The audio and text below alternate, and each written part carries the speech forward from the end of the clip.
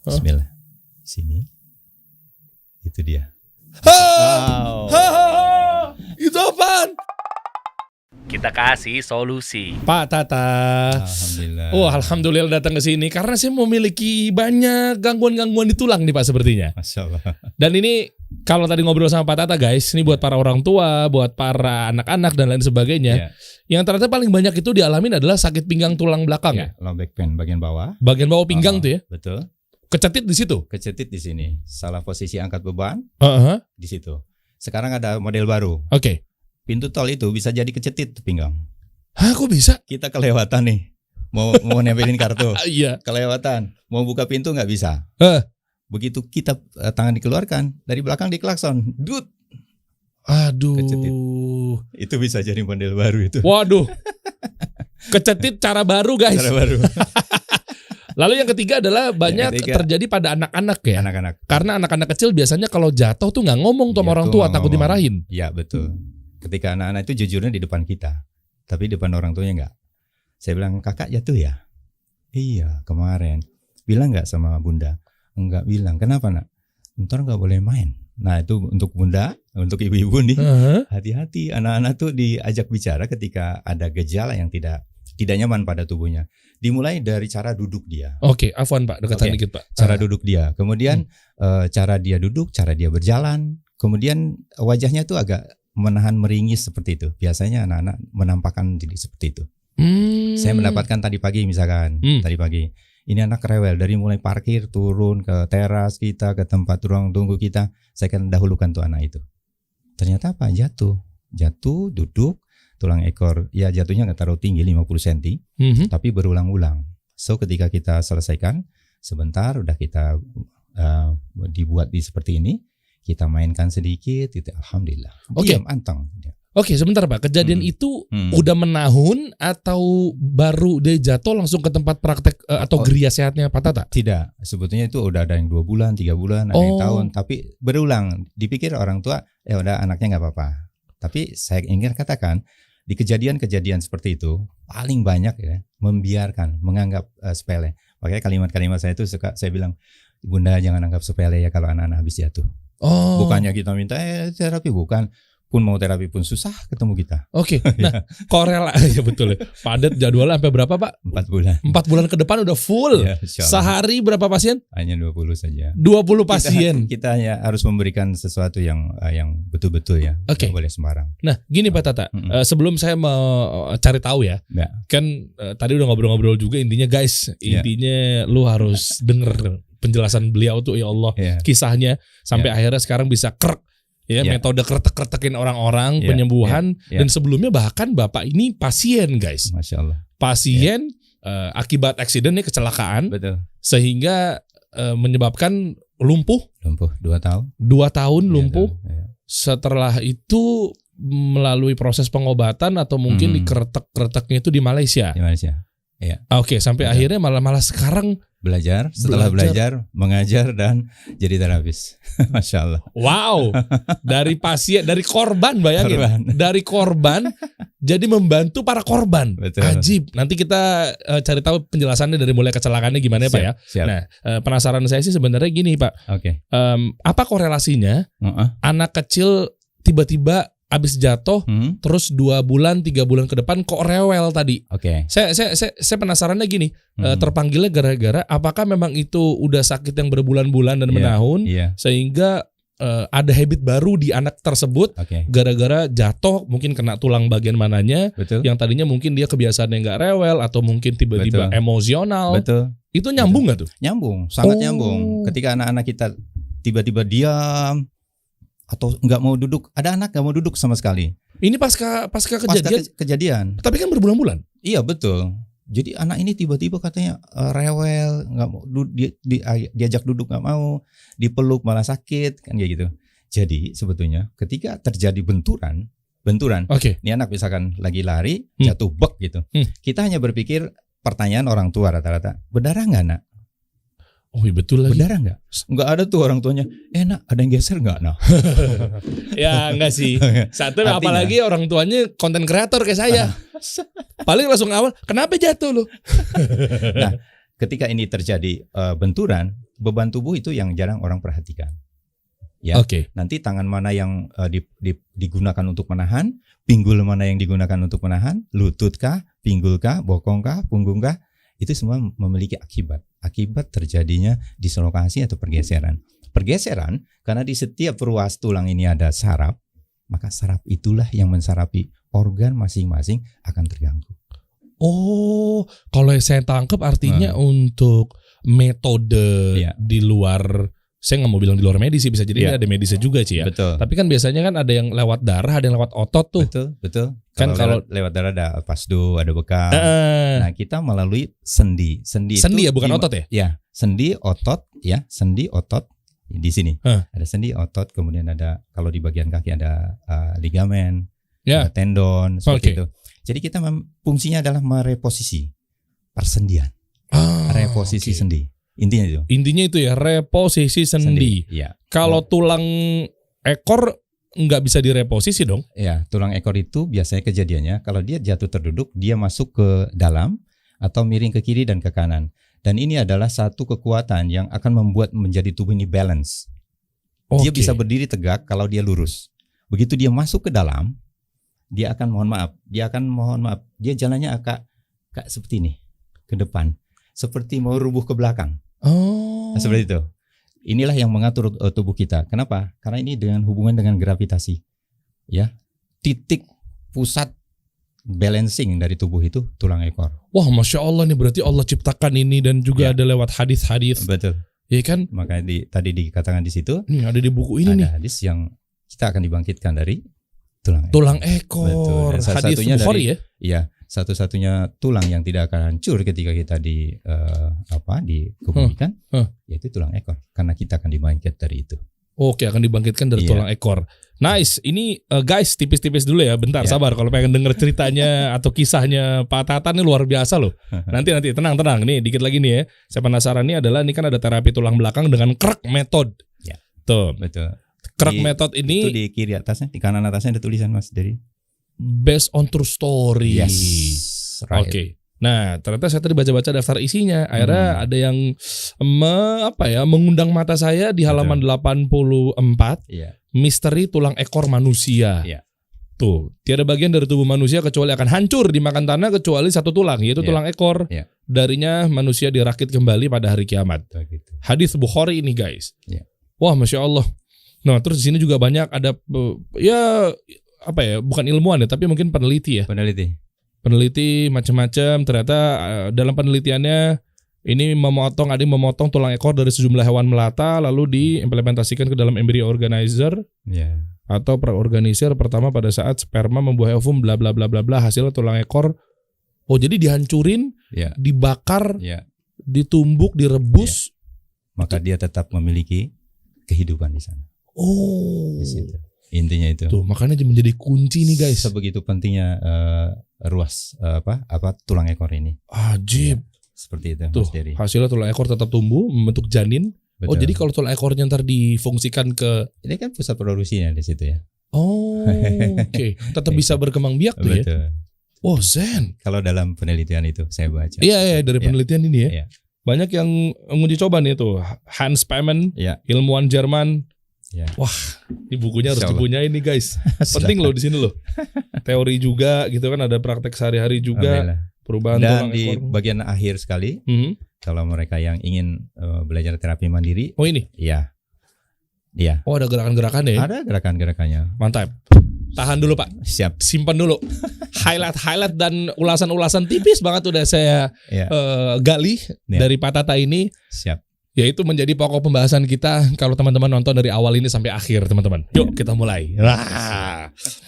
Pak Tata ini tahun berapa waktu itu mengalami kecelakaan sehingga waktu itu lumpuh total? Saya ingatnya di usia 47 saya mengalami kecelakaan di jalan raya ketika saya tidak berhasil mengerem mendadak karena tiba-tiba ada kendaraan dari luar gang kecil di malam hari, tengah malam.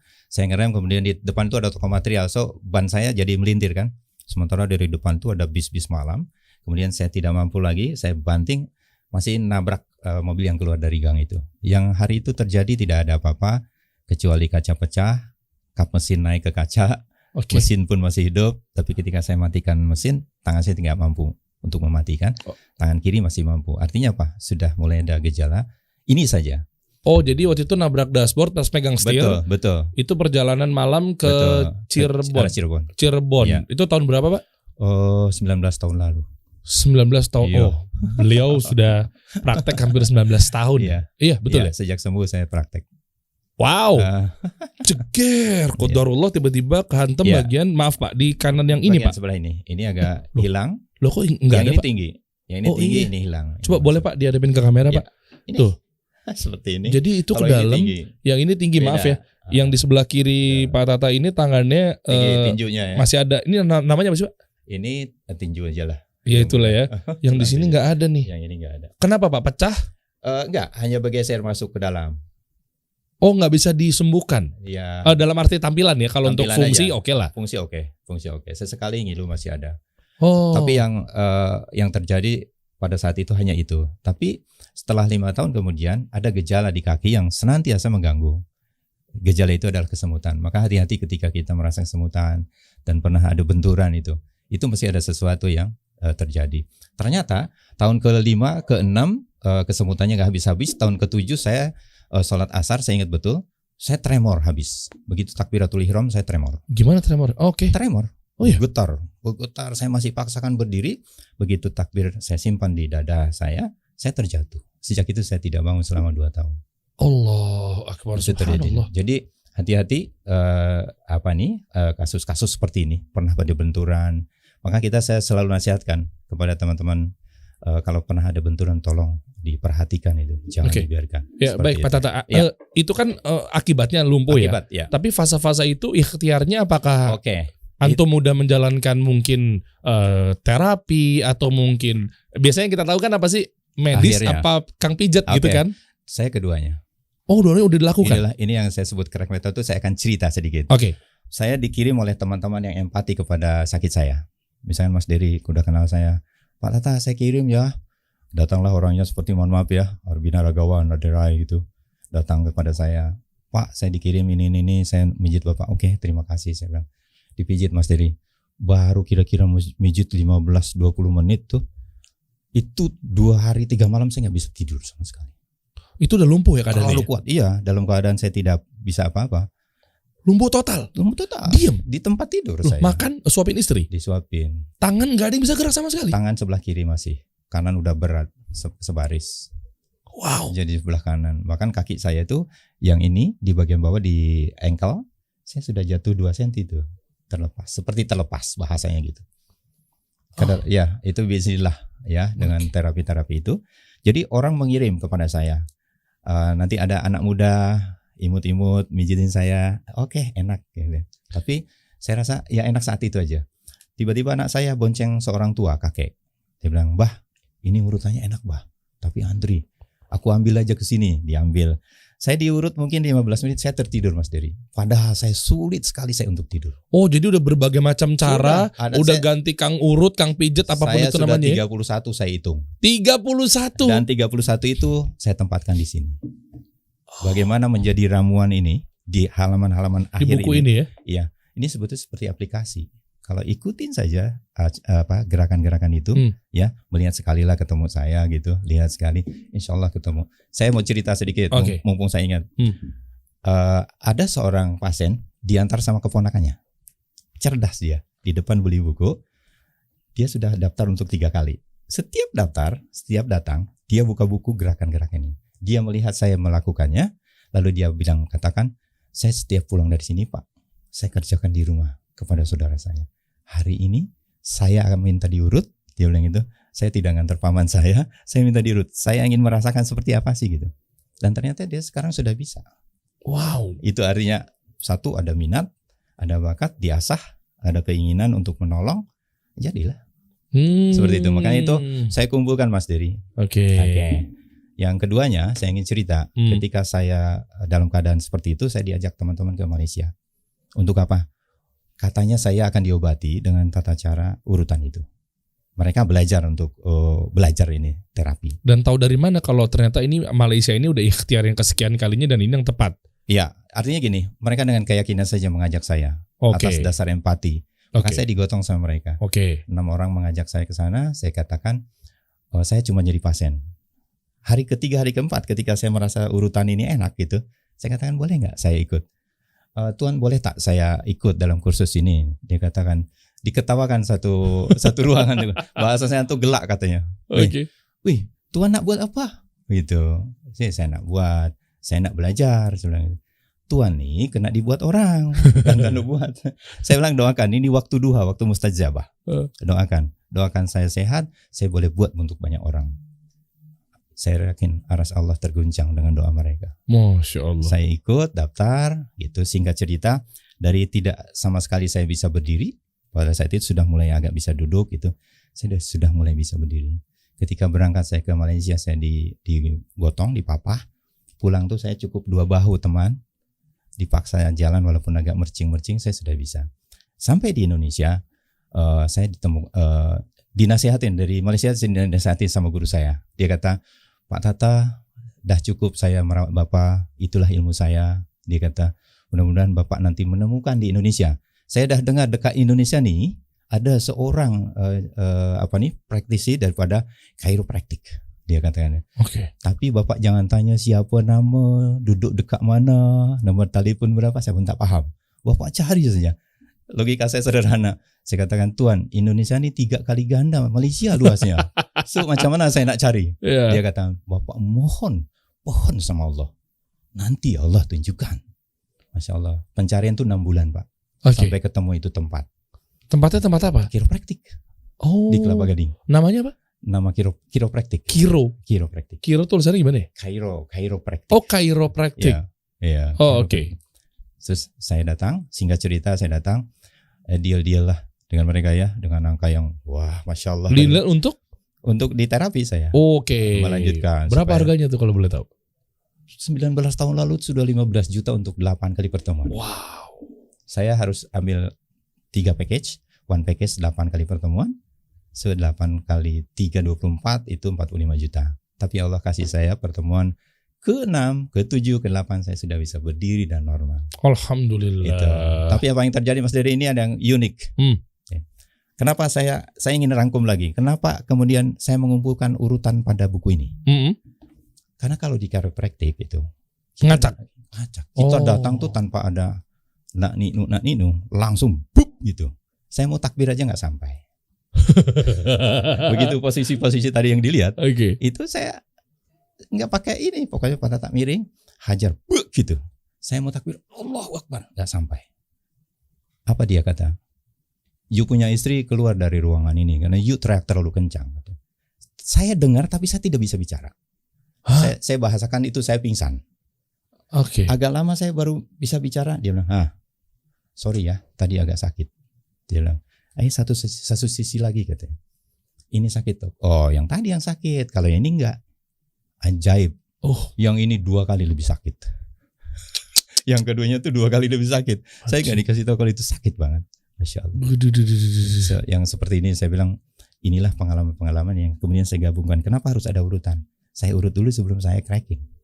Jadi saya sebelum saya begini, saya urut dulu.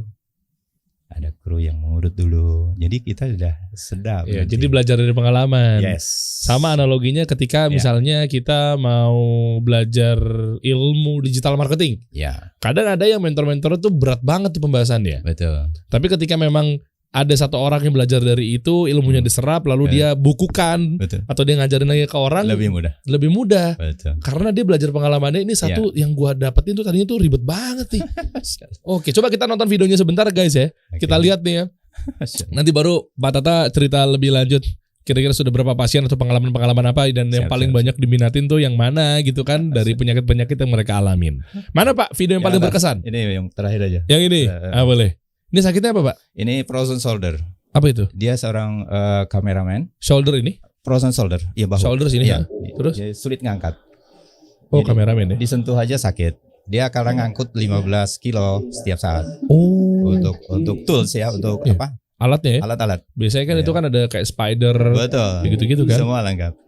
Ini kru film. Ini kakak angkatannya Mas Hanung Bramantio. Nice. Dikeretekin nih Pak ya. Dikerak nih ya. Saya juga penasaran sih nama kerak tuh. Nah ini nih.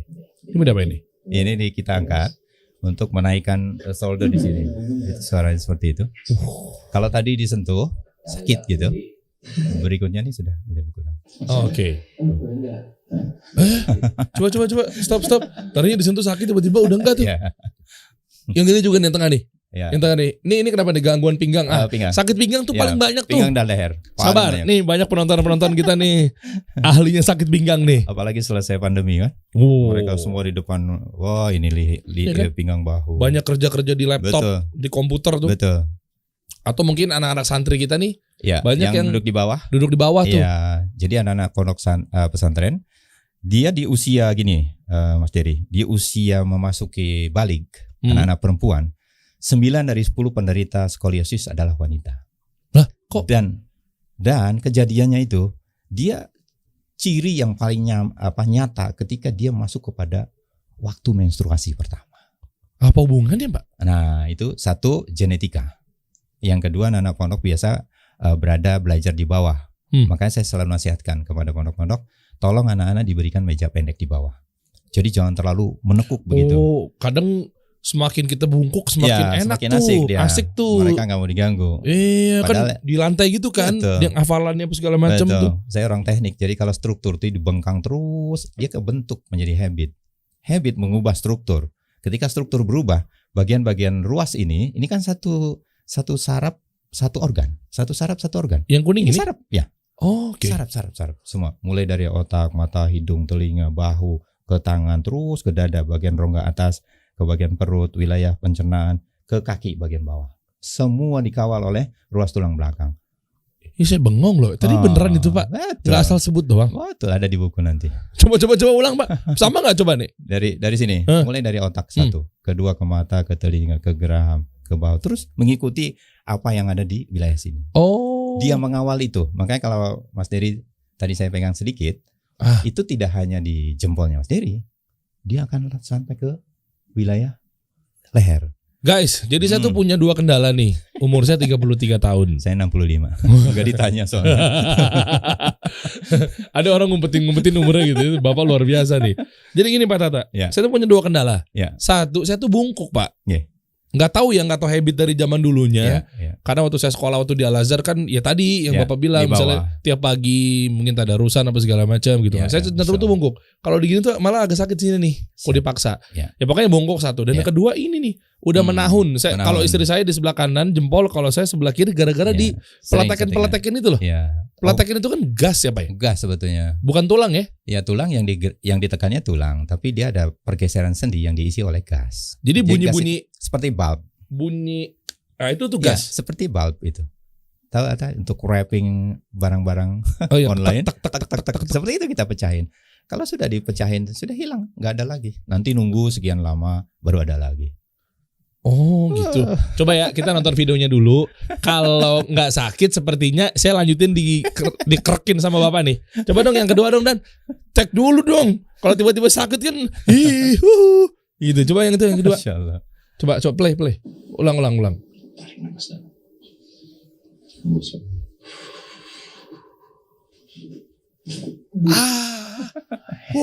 Dia di ujung nafas harusnya supaya nggak sakit. Pak itu kenapa dia Pak? Ini stroke Pak. Stroke tapi stroke masih muda ya. Ini pala nih. Ya. Mana Pak? Tarik nafas dalam. Terus di ujung nafas kita tarik. Gimana itu? Pak nggak lepas Pak kepala orang dong. Insyaallah. Terukur Pak, terukur insyaallah. Hampir 19 tahun guys. Masya Allah beliau nih. Ya enggak, coba Pak tangan saya Pak. Boleh. Coba Pak, aduh. Ini enggak pakai pemanasan Pak. Pemanasan. Boleh dong. Coba ya pemanasan dikit dong. Sip. Coba. Nih jempol saya ini, teman-teman ada yang merasakan hal yang sama enggak? Tulis di kolom komen dong. Di jempol kiri saya. Tuh kan saya udah enggak berani lagi nih. Udah dari kuliah. Iya. Udah lama nih. Kiri nih. Jadi peletak nyelip. Bengkak tuh awalnya. Iya. Udah setelah itu sekarang nih kayaknya tuh ada ruas nih, tapi saya takut tuh ngilu jempol kiri nih. Oke. Ini ada pakai ini ya? Karena ini berfungsi untuk melegakan ini. Coba Pak di sini Pak, maaf.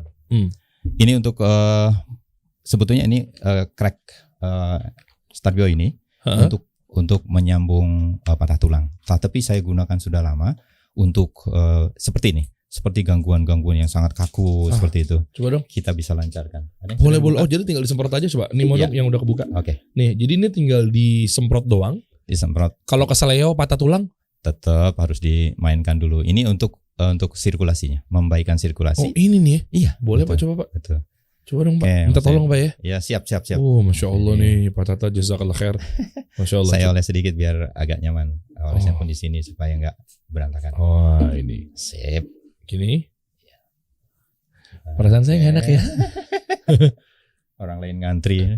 Wow, guys, alhamdulillah guys, suatu kehormatan nih. Masya Allah. Ini saya sangat mengapresiasi dan makasih buat Pak Tata. Yang lainnya pada ngantri 4 bulan loh. Saya bisa datang dan beliau yang nyamperin ke sini, Masya Allah. Maju sedikit Mas Diri. Oh, maju dikit. Oke, siap. Bismillah. Ini saya gerakan persendian ini dulu. Boleh sambil dijelasin Pak, ini kenapa ngincar ke situ dulu Pak? Ya, ini dulu. Setiap persendian akan memberi kontribusi kepada kekakuan di wilayah sini. Jadi ketika kita bisa melepas kekakuan di sini, maka dia kesininya akan mulai mengalir. Oh. Seperti itu. Jadi seperti tadi saya sudah pegang di daerah sini. Mohon maaf. Bismillah. Nah ini yang tadi saya pegang. Sini. Itu dia. Itu dia. Nah ini akan melepas. Itu apaan?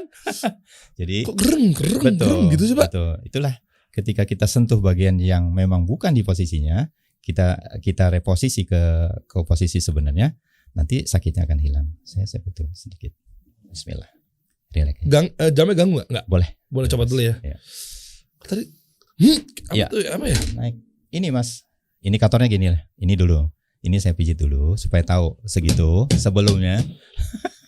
Serius nih. Itu kenapa tuh Pak? Yaitu indikator bahwa di sini ada stagnan. Dia tidak tersirkulit dengan baik wilayah sini. Maka fungsi ini untuk mensirkulit, saya mereposisi sendi. Setelah itu dia recovery. Karena ini tidak hanya di sini, ini pun harus di sini. Seperti itu. Kenapa jadi kesini Pak? Sampai nanti ke punggung dan ke leher. Better nanti kalau saya langsung juga setelah ini saya betulkan Mas Dedi. Okay. Tapi ini sekedar saya jelaskan bahwa setiap persendian ini memberi kontribusi kekakuan pada leher, bahu. Jadi kalau di sini ini Mas Dedi akan terus terganggu di wilayah bahu, leher. Oh iya benar. Sehingga mohon maaf kalau pada kadar yang serius itu sering sakit kepala, nggak nyaman. Pak itu benar Pak. Saya suka sakit kepala sama leher bagian sini nih. Betul. Jadi kadang suka kayak digigit terus. Iya. Tek. Karena suka sakit di sini nih. Ya. Besok-besok di podcast ada tempat tidurnya di sini. Iya. Insyaallah. Insyaallah. Tuh dia krek. Maaf saya berdiri sedikit. Boleh Pak, senyamannya Bapak coba. Supaya apa? Itu dia. Bunyi guys. Ya. Oke. Ini seru. Seru Pak. Lah kita kan deg-degan Pak. Bismillah.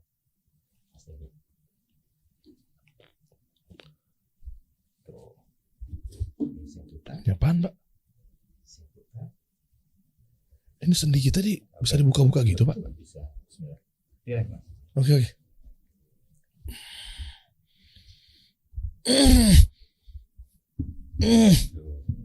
Ini kedengeran nggak tuh di situ tuh? Tuh Mas. Kalau sudah ini agak longgar, saya tarik sedikit. Agak twist tariknya. Agak diputar sedikit, ya supaya nyaman. Maka gejala-gejala di sini yang tadi sakit diputar. Iya. Tuh. Tadinya seret, krik.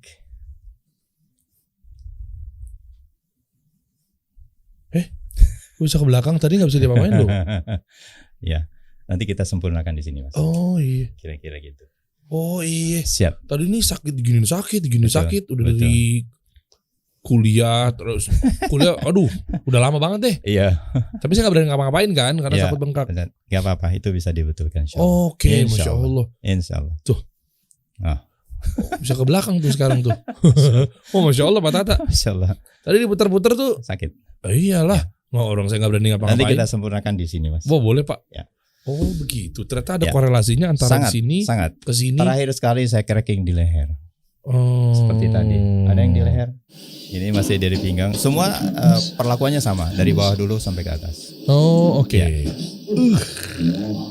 Tapi saya demen banget deh. Satisfying sekali ya. Krek-krek begini nih. Oh oke. Oke. Nah sampai akhirnya terpikir, coba di stop dulu. Terpikir bahwa banyak banget bisa membantu teman-teman semua di sana. Alhamdulillah. Setelah tadi kan Pak Tata kan memang melewati fase. Ya udah lumpuh, sembuh. Alhamdulillah. Nah berarti sama halnya dengan sekarang banyak yang kondisi-kondisi pasien-pasiennya juga yang dari lumpuh juga banyak Pak. Banyak Pak. Ada cerita-cerita apa lagi Pak? Artinya gini, lumpuh tuh dalam kategori lumpuh yang diakibatkan gangguan pada ruas tulang belakang ya Pak. Oke. Jangan dia artikan lumpuh stroke misalkan. Lain lagi itu. Rumusnya lain. Nanti kita akan combine antara Alpastu, ada bekam, ada akupuncture dan lain-lain. Kita nih tujuannya adalah mereposisi persendian yang salah tempat. Itu intinya. Karena apa? Setiap persendian memberi pengaruh kepada organ yang ada di dalam sini. So kalau dia posisinya salah, pasti gangguan pada organnya akan terjadi.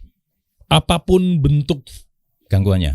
Nanti ada gangguan namanya spondilosis. Spondilosis itu bantalan ini nongol menjepit saraf.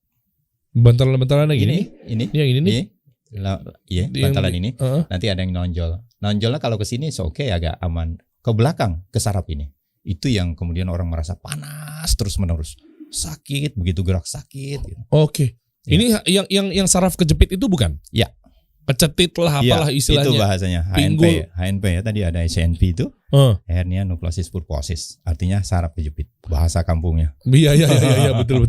Dan nama krek ini siapa yang namain Pak? Nah ini nama krek. Saya sering ditanya, Pak Tata namanya krek kan? Jadi ketika saya mengajar di Malaysia, saya alhamdulillah 16 tahun Pak pulang pergi mengajar. Mengajar urut. Tiba-tiba ada satu siswa saya. Kalau di sana pelajar ya. Pelajar dia bertanya, Cigu, soalan tuh nanya pertanyaan. Oke. Soalan, pertanyaan. Boleh tak Cigu ada soalan? Ya apa? Cigu nih bagi nama apa urutan nih? Kalau di sana urutan namanya. Urutan tuh terapi, nerapi. Urut tuh. Oke. Urut tuh urutan di sana. Urutan apa nama? Saya kata urut kampung je. Memang nih urut kampung, saya bilang gitu. Cigu bagilah cantik sedikit nama tuh.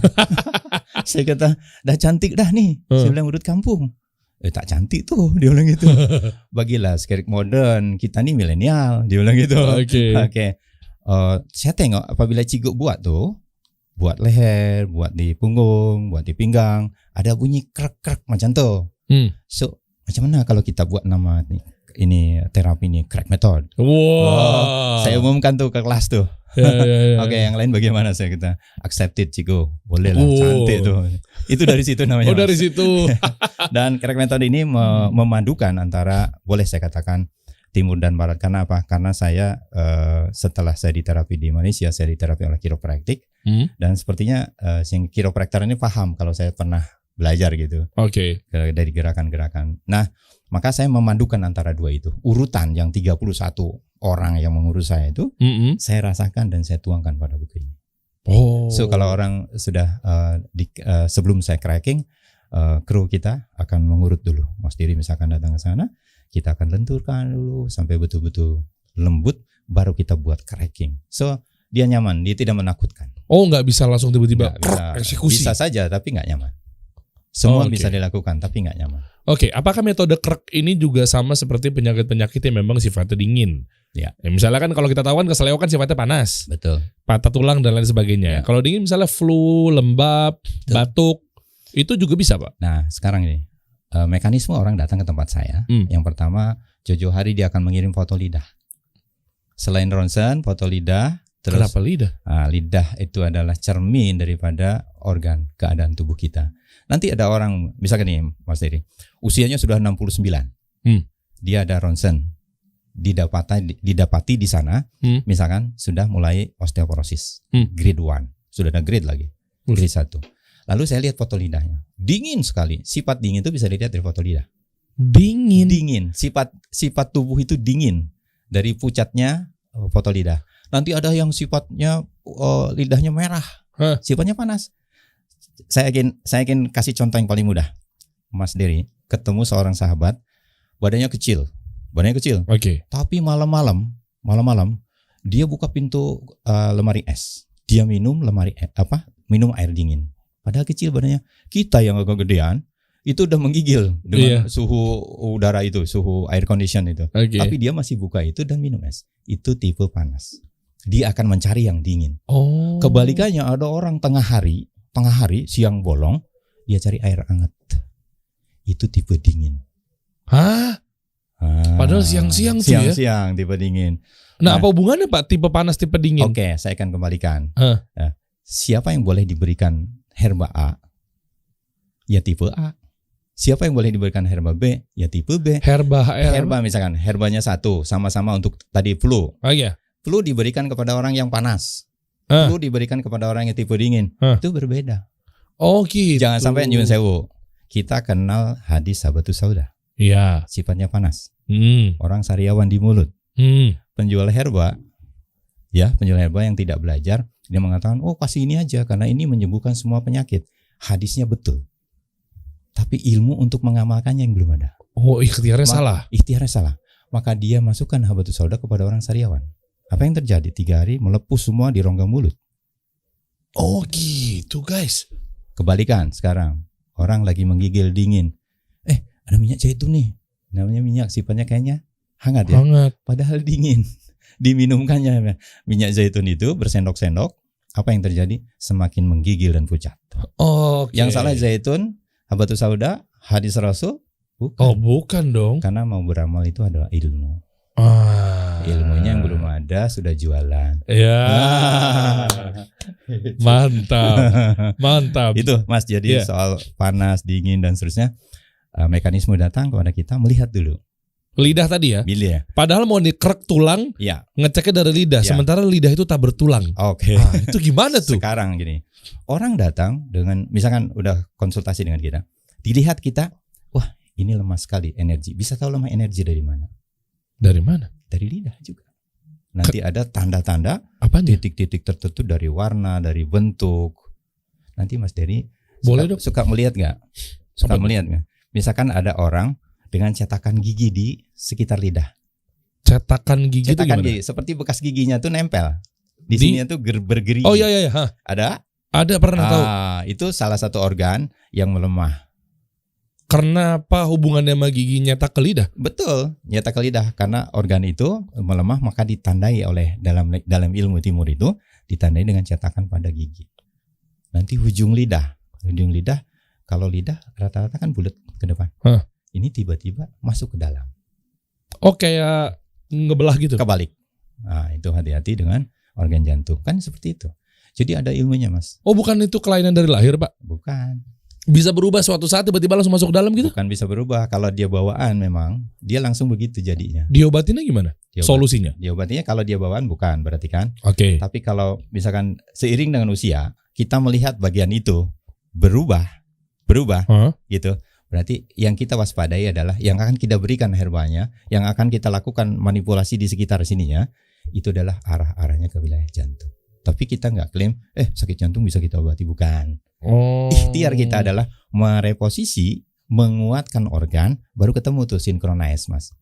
Jadi kalau sekarang Mas Dery, ada orang diurut, bolak-balik diurut, gitu lagi. Kenapa?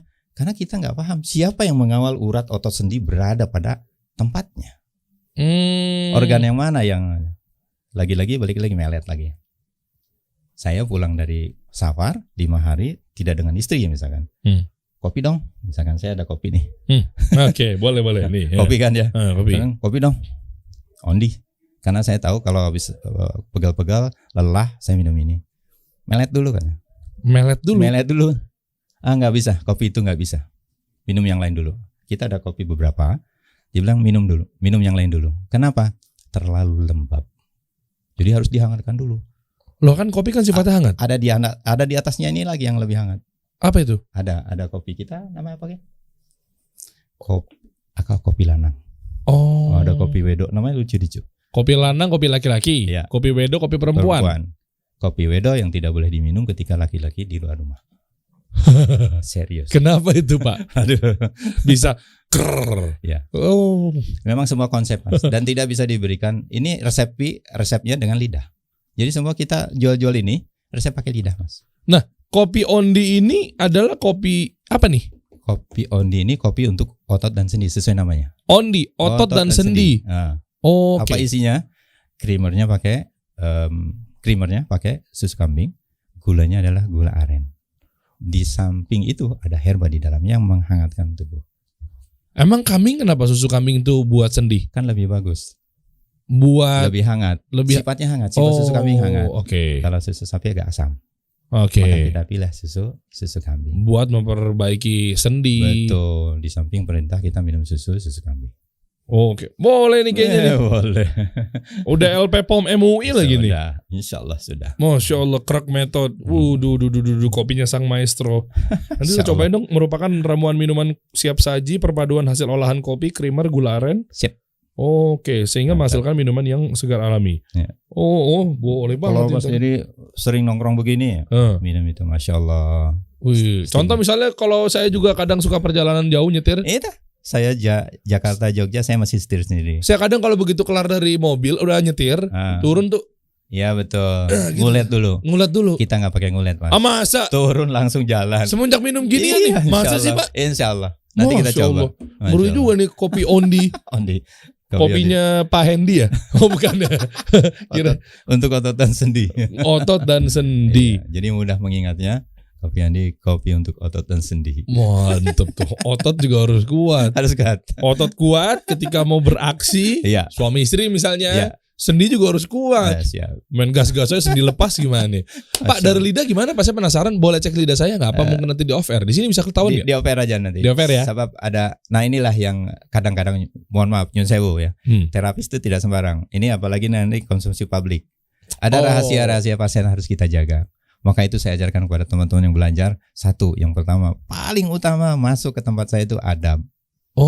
Belajar adab. Bagaimana adab kita. Karena kita akan nanti berhadapan dengan pasien. Apa yang pasien ceritakan di tempat kita, ya toh, dia akan ceritakan apa yang kita lakukan di tempat lain. Tuh, dicatat nih buat para calon terapis juga bisa ya. Justru untuk terapis. Jadi langsung, jadi ini pesan dari Pak Tata nih, nggak langsung eksekusi di tempat. Betul. Ada adabnya kepada pasien. Betul. Ketika kita mau membacakan hasil itu, kita mesti hati-hati. Lihat juga mereka siap nggak menerima apa yang akan kita sampaikan. Kalau tidak, kita panggil keluarganya yang kita percaya. Misalkan dia punya anaknya kok smart banget gitu, bisikin, Mas ini Mas, tak kasih tahu ya, ibu tuh gini ya. Oke, jangan dikasih tahu Pak. Nah, anaknya sendiri bilang begitu misalkan. Semakin setuju saya. Jangan kasih tahu. Ntar begitu saya dicek, set, bapak kelepasan, tak. Jadi ketahuan nih aib saya apa gitu ya.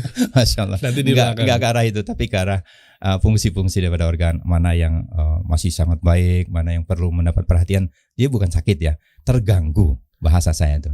Terganggu. Gini aja. Misalkan gini, Mas Dedi gampang lelah. Ketika Mas Dedi gampang lelah, saya lihat nanti di lidah, oh ya pantas karena ininya begini. Terus apa Pak solusinya? Ada, kita semua ada. Jadi itu herba dulu main. Lalu kita reposisi persendian supaya apa? Supaya organ-organ yang dicurigai oleh kita kurang berfungsi baik, mari kita susun yang rapi, ruas tulang belakangnya. Wih mantap. Synchronize. Intip dulu Pak lidah saya, ntar jawabannya di belakang. Siap. Coba ya. Coba das ya. Nih, ini ngeluarinnya biasa aja kan? Ngeluarin biasa. Oke. Tahan dulu. Nanti aja dulu. Kok saya jadi yang penasaran sih? Masya Allah. Oh itu akan ada hubungannya tuh ya mungkin. Sangat berhubungan. Oh ya. Sangat berhubungan. Tanpa cek-cek lagi gitu? Ya, karena itu sudah ya terutama yang ahli istri saya. 10 tahun beliau belajar melihat lidah. Belajar diagnosa lidah. Bisa kelihatan tuh orang tuh kayak gimana. Semua nanti sekantor boleh dilihat. Oh gitu. Gawat ngobrol sama istrinya Pak Tata. Berarti harus pakai masker ya guys. Tadi baca ente. Iya. Nah terus kira-kira udah berapa pasien total Pak yang udah diobatin? Sebetulnya saya sudah 19 tahun. Kapasitas kemampuan saya itu satu hari antara 15 hingga 20 orang. Mas Dery kalikan aja. Nah, itu gak usah dikalikan. Artinya saya ingin memberikan saya ingin memberikan pelayanan yang baik. Kalau saya mau katakan saya buka pagi sampai siang, nanti sore sampai malam pun bisa, tapi pasti tidak puas. Karena di samping kita pun harus prima ketika kita menerapi ya Pak ya, Mas Dery. Mereka pun harus merasakan memperoleh sesuatu layanan yang baik. Jadi kalau ada klinik dari pagi sampai malam, nungguin apa itu? Ya nggak tahu kalau yang jumlahnya sekian ya, tapi saya dengan jumlah itu cukup untuk saya. Dalam artian ini kita masih prima, masih bagus melakukan itu. Nanti Mas Dery jangan kaget. Tadi kita kedatangan yang 138 kilo misalkan. Kita di ujung-ujung waktu tuh. Apa nih? Beratnya badannya. Kan gitu. Nah, itu pun menjadi pertimbangan kita kan gitu. Bagus kasusnya nggak terlalu serius. Makanya saya juga menyarankan mereka yang berat badannya ada di atas 100-an itu datangnya pagi lah. Kitanya juga masih strong. Jangan di ujung-ujung waktu tuh masih Tata tuh datang udah gitu jam 9 malam. Enggak, kita hanya jam 11 siang saja. Oh, 11 siang. Pagi pada subuh jam 6 kami sudah buka. Jam 11 kami sudah off. Kami bersiap-siap untuk. Setelah itu? Sholat. Habis itu? Siap-siap. Udah istirahat. Itu yang masuk gimana? Konsultasi. Belum dijawab. Terus gimana dong? Kita jawabin konsultasi yang DM. Masya Allah. Dan itu lebih penting karena nggak boleh salah kita dalam mengarahkan mereka. Mereka banyak yang hopeless. Kadang-kadang diskusi kita menjadi curhat. Tetapi kita paham bahwa orang-orang sakit seperti itu. Saya mendapat hikmah sakit Mas Dery. Mungkin saya sampaikan. 2 tahun saya ketika berpikir dan orang-orang saya tahu nih. Kalau Mas Dery pun kawan saya dulu datang ke saya udah tahu. Yang sabar ya Pak Tata. Sabar ya gitu ya. Seperti itu. Allah sedang meringankan, mengampunkan dosa-dosamu, sudah melunturkan dosa-dosamu. Kan saya paham itu. Dan Mas Dery, ketika saya ditanya oleh seorang murabi, antum tahu kan bahwa sakit itu datang dari Allah? Iya. Sesuatu yang datang dari Allah itu baik semua enggak? Ya harus saya katakan baik Ustaz. Tapi ini sakit banget Ustaz. Apa doamu? Ya aku minta sembuh. Harusnya antum terima dulu itu. Sakit yang diberi Allah itu, ya Rob terima kasih atas rasa sakit yang engkau beri. Tapi karena engkau maha kaya ya Rob, beri aku kemampuan untuk menahan rasa sakit. Itu yang diajarkan. Jadi terima dulu, baru minta. Ini yang dikasih sama Allah sakit nggak di accepted, nggak diterima gitu. Malah langsung counter, ngeluh gitu ya. Ya. Akhirnya Mas Dery, ketika saya sudah sembuh, saya baru tahu. Kalau orang Malaysia mengatakan sakit itu bunga cinta Allah. Bunga cinta kasih Allah kepada hambanya. Saya belum bisa mencerna saat itu. Hari ini ketika saya sudah sembuh gitu, ternyata 2 tahun saya tergeletak. Kaki saya nggak maksiat, mata saya nggak lihat syahwat, benar lagi. Telinga saya nggak dengar gibah, mulut saya nggak nyakitin orang, tangan saya mungkin nggak mengambil hak-hak orang yang tercecer. Masya Allah. Jadi itu hikmah yang terakhir yang selalu saya sampaikan kepada teman-teman. Bahagiakan mereka yang datang kepada kita. Karena mereka sedang sangat berharap mendapatkan kesembuhan. Dan jangan bangga ketika ada orang mengatakan, wah Tata alhamdulillah kemarin saya habis diterapi, wah ini dan seterusnya. Kembalikan kepada Allah, Masya Allah. Jangan sampai ada sedikit kiper di dalam. Masya Allah bahaya. Masya Allah. Niat hati dan lain sebagainya. Betul. Gitu. Masya Allah tuh. Hikmah ketika kita sakit tuh ternyata tuh banyak orang yang nggak sadar loh teman-teman. Betul. Seperti yang tadi Pak Tata bilang, ya kan? Dijaga lisan kita, dijaga pandangan kita, langkah tangan kita ke arah mana, ya kan? Mulut kita. Makanya tuh orang Malaysia mengatakan bunga cinta. Satu udah tanda Allah cinta sama lu nih guys. Yang kedua, terutama buat nasihat buat saya pribadi juga ya. Nah yang kedua memang ya mungkin ujian kita ternyata mungkin dosa-dosa kita yang lalu gitu. Allah lunturkan pelan-pelan segala macam. Saya yakin bahwa Allah sayang di situ. Kenapa dihentikannya kita 2 tahun tempat tidur? Coba bayangin 2 tahun kita maksiat di luar. Waduh, naudzubillah. Jangankan 2 tahun pulang dari sini sampai rumah pun mungkin kita udah banyak maksiat. Betul. Itulah manusia pasti tempatnya dosa gitu ya. Ya artinya yang Allah ciptakan atau Allah tentukan itu baik tuh. Betul. Sama halnya dengan yang tadi tuh. Masalah tulang ekor ini. Betul. Ya kan? Mungkin bisa tipis-tipis ceritain enggak? Pak Tata tentang tulang ekor ini yang maksud Allah ciptakan ternyata nanti di sini itu adalah bisa dibilang kebangkitan dari manusia dan lain sebagainya. Saya membaca beberapa hadis intinya bahwa tulang ekor itu satu-satunya tulang dari sekian yang akan dilapukkan oleh Allah kecuali tulang ekor.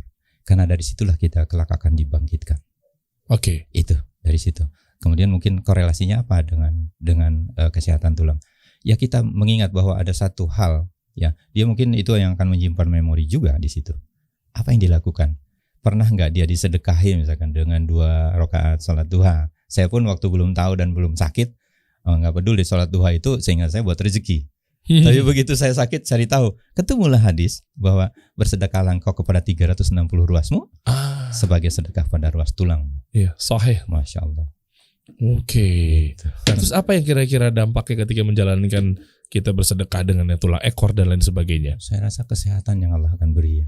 Karena permohonan kita adalah dengan bersedekah, tanda bentuk syukur kita atas nikmat sehat yang Allah senantiasa beri. Saya di usia yang tidak muda lagi, saya masih merasa terus ingin terus berbuat kan gitu. Syaratnya apa? Ya susunan ininya baik. Kan gitu. Betul. Kalau dulu 1 aja digeser 4, 5 setengah itu, sampai saya cubit paha saya ketika saya lumpuh itu, saya cubit paha saya pakai gunting kuku, darahnya keluar tapi saya tidak merasakan apapun.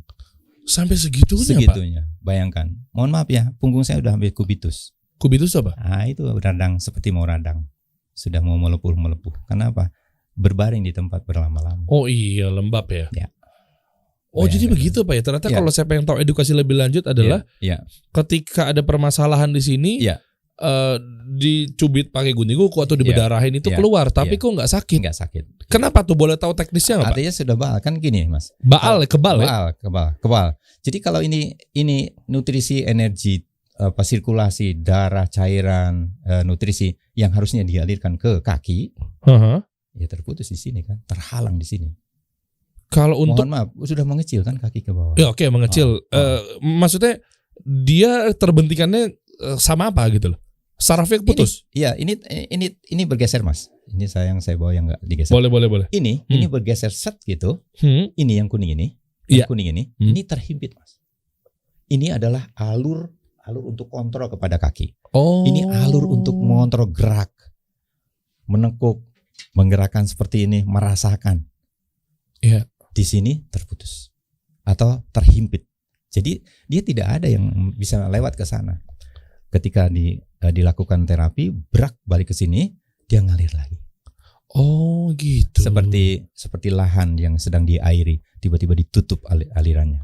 Oh bukan dibekam, beda. Ya artinya gini, itu prinsip kerjanya seperti itu. Oke. Nah nanti setelah seperti itu, bekam mau dibekam apanya misalkan? Di bawah tidak ada asupan. Bener. Begitu kita bebaskan di bawah, jangankan masuk ke sana, nyampe pun tidak, apa yang mau dibekam? Paling wilayahnya wilayah sini yang malah mau dibekam. Memperbaiki wilayah sini agar dia mampu misalnya. Tapi bedanya, bekam bukan salah. Bekam ada bagiannya, darah kotornya keluar. Ya, toksit keluar. Tapi kalau ini murni memang, ini structure. Struktur. Apa yang mau dibekam ya? Betul. Struktur ini beda. tulang soalnya. Struktur. Jadi strukturnya diperbaiki, aliran darahnya dibantu dengan bekam. Kan gitu. Kemudian organ-organ yang melemahnya dimasukkan herbal. Baru dia masuk. Berarti fundamentalnya dari tulang lagi ujung-ujungnya. Dibuka. Dikerjakan dulu yang baik. Betul. Ya, seiring sejalan lah. Satu sama lain. Oke, ini coba pakai analogi ya. Misalnya ada jembatan yang sudah rapuh, bukan langsung disemen. Bukan. Dibenerin dulu tuh pondasinya tuh, rangkanya tuh. Betul. Jangan langsung kayak jembatannya udah reotnya udah rapuh. Ya udah kalau gitu tambal semen aja. Ambruk. Belum malah. Dipakai udah ambruk. Iya, mendingan dibenahin dulu rangka-rangkanya, pondasi-pondasinya, fasad dan lain sebagainya. Tuh jembatannya udah normal, baru disemen. Mobil jalan lagi, aliran darah. Ya. Seperti itu. Mantap Pak Tata nih. Berarti sekarang banyak butuh terapis yang untuk membantu proses untuk bantu teman-teman kita. Saya sedang mencetak ke terapis muda. Cuman ya mohon maaf saya tidak berkeliling lagi seperti dulu, saya masih keliling Mas. Saya keliling sama Dr. Zaidul, dulu masih seneng mengajar jauh-jauh. Sekarang kami mau jadi aja lah. Diam di tempat, mereka datang karena Imam Syafi'i mengatakan ilmunya harus dijemput. Masya Allah. Jadi ilmu itu harus dijemput katanya. Iya. Betul. Yang terbaik itu jemputlah ilmu itu. Iya, betul. Satu, menjaga muruah kita. Ini kan memang Pak Tata kan memang udah senior, ya kan. Udah sepuh. Saya mau ngomong gitu nggak enak gitu ya. Tapi masalah, ya masya Allah ya. Artinya ya kita yang mungkin secara adab yang muda-muda atau mungkin ya keluarga ada mungkin mengalami masalah apa segala macam. Datang yuk kita ke tempatnya Pak Tata nih. Asal sabar. Iya sabar. Sabar. Nunggu antrian 4 bulan. Yang sekarang 4 bulan. Pak nggak bisa diselip-selipin tuh Pak? Selip-selipin itu gini. Yang namanya selipin tuh gini, tapi bukan bocoran. Oke. Misalkan tiba-tiba dari luar pulau datang, sudah ada di depan teras rumah kita, di depan klinik. Oke. Gitu. Pak, saya dari ini ada. Kita tanya, udah daftar belum? Belum Pak. Kami dari jauh, misalkan di Medan, dari Palembang, misalkan. Ya Allah, udah di depan rumah, masa gitu belum? Enggak, kita prosedurnya harus daftar dulu, nggak mungkin. Iya. Tapi bukan berarti itu semua boleh begitu. Iya. Ya, kalau kayak gini, bocoran kayak gini, saya di Jogja, orang-orang Jakarta, orang-orang mana nongkrong di sana semua. Artinya ada di Jakarta di mana Pak? Di Jakarta di Perumahan Bea Cukai, Sukapura, Jakarta Utara. Oh di Kelapa Gading ya? Ya. Kelapa Gading, Jakarta. Kalau yang di Jogja di mana? Jogja di Kalasan, di Prambanan, sekitar Kalasan, di Purwomartani. Oh oke. Iya. Di situ dua yang praktek ya? Dua praktek, satu tempat saya mengajar di Manis Renggo, perbatasan Klaten dan Yogyakarta, khusus untuk mereka yang belajar mengambil ilmu ini. Oh jadi ini ada 3? Ada 3. Ada satu tempat praktek di Jakarta, di Kelapa Gading, satu lagi tempat praktek atau geria sehatnya di Jogja. Satu lagi malah tempat training khusus untuk menerbitkan, melahirkan terapis-terapis baru. Insya Allah. Oh, berarti bisa belajar di situ ya? Bisa belajar, insya Allah. Dan mereka nanti bisa buka praktek sendiri? Praktek sendiri. Ada sertifikasinya? Sertifikasi ada. Oh. Kami berikan sertifikasi dan kami berikan terus bimbingan. Ya. Wah, insya Allah. Guys, masya Allah nih guys. Ayo, bisa nggak ini secara umum atau mungkin mereka punya basic SMK atau apa? Umum. Dikasih tahu dari nol? Dikasih tahu dari nol. Yang penting dia minat sangat. Kayak saya ini bisa didaftarin? Banget. Masa sih Pak? Banget. Body juga sangat mendukung. Oh bisa ya Pak? Bisa, semua bisa. Batasan usia? Batasan usia yang terbaik itu di bawah 60. Karena dia akan berkarya setelah itu. Tapi ada alasan, orang-orang 60 masih mau belajar untuk apa? Hanya untuk keluarga. It's okay. Oh bisa juga. Nggak harus komersial ujung-ujungnya ya? Iya betul. Dan yang membahagiakan saya adalah banyak para medis yang ikut di kelas saya. Oh medis juga ada ternyata. Ada dokter, bu dokter, ortopedi, pak dokter, enggak umum. Umum ya? Pak dokter gigi, ada. Hampir semua ada. Ya semua disiplin ilmu ada yang ikut. Masya Allah. Iya. Karena memang ilmu ini kan nggak harus di secara umum. Bisa makanya dulu saya sederhanakan namanya urut kampung. Sekarang jadi keren, crack method katanya. Karena pemberian anak-anak di Malaysia kan. Oke. Masya Allah. Kalau pengen tahu teman-teman bisa langsung aja cek di Instagramnya Pak Tata dia. Tata_Saputra. Wah 100.000 followers. Sembuh dari HNP itu yang saraf kejepit ya. Saraf kejepit. Setelah lumpuh selama 2 tahun. 2 tahun ya. Nah ini alamat cara pendaftaran yang mana nih? Semua. Yang mana nih Pak? Diklik saja di Linktree. Enggak, pendaftaran untuk terapis. Untuk terapi. Coba klik dong, Aldan.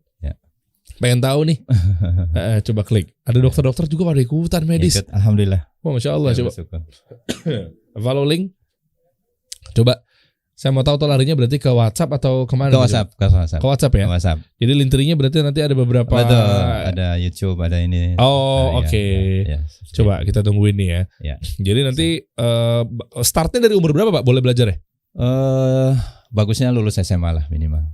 Lulus SMA. Oke. Nah ini konsultasi bisa. Konsultasinya gimana metodenya Pak? Langsung ke WhatsApp. Nanti WhatsApp akan memberikan form. Oke. Memberikan form itu diisi. Lagi-lagi ada sifat-sifat pribadi kan, maka dia harus langsung kan. Ya. Oke, seperti itu. Seperti itu. Nanti ada syarat-syarat yang diminta oleh kita. Salah satunya adalah minimal ada ronsen bagi yang sudah dikatakan HNP. Kemudian ronsen tidak hanya gambar tapi harus ada keterangan. Karena ada orang bawa ronsen tapi nggak ada keterangan. Ada bawa keterangan nggak ada gambar. Saya karena orang teknik, saya kan arsitek aslinya. Jadi saya senang lihat gambar tulang itu bukan karena apa? Karena saya orang teknik. Jadi ngelihat gambar cepet. Biasa benerin fondasi, Bapak benerin tulang. Masya Allah. Mantap. Nah nih di bawah nih ada buat pendaftarannya di sini juga ya. Oh pendaftaran di atas juga sama. Konsultasi sama pendaftaran. Oke. Gitu. Waduh, total berarti udah ada terapis berapa Pak? Yang ikutan dari ini Bapak? Mungkin kalau yang jalan mungkin ada di beberapa tempat ya. Kalau yang saya sendiri kan tadi 3, di tempat-tempat lain di di Banjarmasin, di Kalimantan dan Sumatera, serta di Sulawesi. Kira-kira dari 6 angkatan sudah hampir mencapai 70-an. 6 angkatan? 6 angkatan. Saya hanya 15 orang loh Mas. Satu angkatan. Satu angkatan 15 orang? Iya. Ini yang private ya. Oh terbatas juga Pak ya? Kalau yang dulu udah ribuan. Tapi kurang karena tidak fokus. Dulu belajarnya macam-macam. Kalau ini khusus ini saja. Kita hanya belajar ini saja. Jadi kalau 3 hari ketemu dengan saya bimbing kira-kira 1 bulanan, insya Allah ketemu lagi sudah. Mohon maaf sudah diantri. Oh Masya Allah. Sudah diantri. Iya. Sehingga di angkatan berikut nih mereka mengirim istrinya. Oh metode yang untuk pengajarannya gimana Pak kalau online? Online gini. Oh nggak ada online. Oh nggak ada online? Nggak ada. Maksudnya gimana? Mana boleh kita praktek metodenya online. Lah terus offline. Offline-nya berapa kali pertemuan? Di 3 hari itu. 3 hari masa langsung? 3 hari. 1 hari pertama kita akan bicara tentang sedikit teori. Kemudian saya akan tunjukkan gerakan-gerakan. Hari kedua kita bertemu langsung dengan pasien di klinik saya. Mereka lihat langsung before and after. Itu nggak usah pakai rekayasa pasien dipilih, nggak pakai. Dia terserah mau pilih hari mana. Hari kedua, hari pertama, hari ketiga acak. Jadi kalau mereka cerita, Pak ini di jadwalnya hari kedua, boleh nggak hari ketiga? Boleh. Karena kita tinggal bilang aja. Tinggal bilang ini silakan datang, dimajukan atau dimundurkan bisa.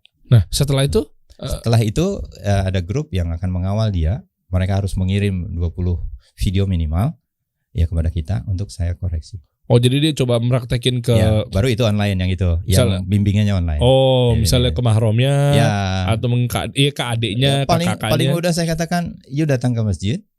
Liatin orang-orang kalau habis takbiratul ihram.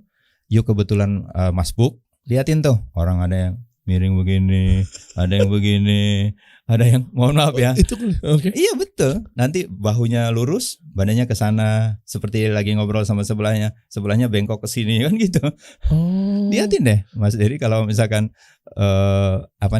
salat masbuk misalkan kebetulan takdirnya di masbuknya. Liatin tuh dari kiri ke kanan bentuk-bentuk orang berdiri. Kita mungkin lihatnya ramai gitu aja. Bukan, kalau saya lihat loh kasihan yang itu. Nanti saya tepuk punggungnya. Pernah jatuh ya, misalkan gitu. Anak kecil terus gini aja. Dia bukan nggak mau tertib dalam sholat. Saya liatin, jingjit. Dia bukan juga anak nakal. Ternyata apa? Habis jatuh misalkan. Yang dia rasakan ngilu tuh biasanya. Dan untuk tegak begini kiri kanan napak sama itu susah. Oh, jadi ternyata sekarang saya udah jadi tahu guys. Ketika datang ke masjid itu yang saya tahu tadinya yang pertama tuh bukan dia tuh salah tulangnya. Saya pikir ada yang sholat miring begini, sholat miring begini. Oh, saya pikir tadi beda mazhab atau gimana? Saya pikir. Tapi pas saya cek juga, oh ternyata nggak ada juga mazhabnya seperti itu. Nggak tahu mereka contoh sama siapa. Dakwahnya Mas Dery. Masya Allah. Di sisi manapun masuk. Termasuk tukang urut tuh tukang urut seperti saya. Kerennya crack method ini bisa berdakwah. Masya Allah. Bayangkan Mas Dery. Dia hopeless. Dia banting tuh MRI itu, buat gitu. Tolong, ini dan seterusnya. Ya kan gitu. Suaminya sedih, menunduk. Saya katakan bapak di depan ibu nggak boleh gitu. Saya bilang gitu. Ibu sudah sedih, lihat wajah bapak sedih, nanti sedih. Makin lagi tuh. Saya kasih tahu, 2 tahun saya itu seperti ibu. Ibu masih bisa datang ke tempat saya sudah di tempat tidur. Kan gitu kan. Sekarang siapa yang ibu salahin? Saya udah ke 9 dokter, ibu sampai ke 10 dokter pun sama. Sekolah dokter tuh sekolah bedah. Oke, jangan salahkan dokter. Karena dia sekolahnya sekolah bedah. Untuk tulang. Betul nggak? Tapi ibu sudah betul datang ke tempat saya, walaupun tidak mesti sembuh dan tidak tentu sembuh. Belum tentu sembuh. Karena ibu tidak akan dengar kata operasi. Kalau dia datang ke tempatku, dia kan tidak akan dengar kata operasi. Memang gak ada operasi. Tapi kalau datang ke dokter akan dengar kata operasi. Sembuh pun dua-duanya hanya Allah saja yang akan menyembuhkan. Kan gitu. Jadi dia katakan jangan bercanda Pak Tata, ini saya serius. Saya serius. Karena orang jarang mengatakan ketika dari dokter harus operasi lalu menyalahkan, apalah semua dokter mengatakan operasi. Iya karena sekolahnya operasi, bukan sekolah urut. Nah, itu saya dapat. Jadi dakwah kita ini menyadarkan kepada mereka hal-hal kecil yang biasa dianggapnya sudah sesuatu yang seperti apa gunung runtuh akan menindih dia. Saya katakan ada Allah. Ada Allah tuh bukan seperti mohon maaf ya, Sebagian cuma mengatakan tenang aja nanti ada. Bukan, ikhtiarnya maksimalkan. Sehingga Allah risih dengan kita dalam arti hambaku meminta mesti aku. Ud'uni astajib lakum. Enggak mungkin dia berdoa enggak aku kasih. Masalah dia sabar atau tidak. Saya berhalwat ketika anak istri sudah tergeletak enggak mampu lagi menunggu saya. Ya kan? Dengan siapa saya akan bicara? Saya hanya berhalwat dengan Allah. Sampai saya katakan, ya Rabb, saya tahu anak istri sudah lelah. Aku ini bagai sampah di rumah. Tidak memberi kontribusi apa-apa 2 tahun. Menangis Mas Diri. Dan rasa tangis itu mungkin itulah aras Allah terguncang dengan doa-doa kecil ini. Jadi kita harus yakin bahwa doa itu juga Allah akan ud'uni astajib lakum. Bener. Berdoa. Masya Allah. Apalagi ditambah lagi dengan Allah sebagaimana prasangka hambanya. Kita minta sama Allah dan kita positif, insya Allah Allah kabulkan begitu ya. Aji Pak Tata. Aduh, luar biasa. Saya banyak dapat ilmu yang bermanfaat nih teman-teman semua di sini ya. Dari masalah krek, metode yang dibawakan oleh Pak Tata, terus juga ternyata korelasinya kepada minyak urut ini, iya kan? Krek metode tuh kan, aroma cengkeh dan lain sebagainya buat teman-teman ini ikhtiar ketika misalkan lagi habis jatuh. Ini buat Hendy bisa dibawa-bawa lah di tas. Gitu. Sama yang ini juga nih Ondi nih. Otot dan sendi. Otot dan sendi nih. Jadi komplit banget, udah ada semuanya ada di sini, Pak. Di sini enggak. Produk ini gimana cara dapetin nih? Bisa kita kirim, tinggal kasih alamat sama keluhan dulu. Kita keluhan dulu, bicara dari keluhan. Karena kita melalui konsultasi. Masih banyak produk yang lain yang tidak sempat kita bawa. Jadi nanti Mas Dery ada saudara di luar pulau ada gangguan ini. Kalau dia bukan gangguan tulang belakang, kita bisa bantu dengan konsultasi melalui foto lidah. Foto seperti lidah itu. tuh ya. Mantap guys. Siap. Udahlah sebentar, abis ini saya mau langsung cek dulu lidahnya. Siap. Boleh Pak? Siap. Dicek kira-kira apa yang harus dibenahin. Enggak. Ada yang perlu dikerekin kira-kira. Bukan lidahnya dikerekin Pak ya? Ntar lidahnya tarik pelintir begitu kan. Abis ini kita cek Pak ya. Siap. Baik. Ya, oke. Kita kasih solusi.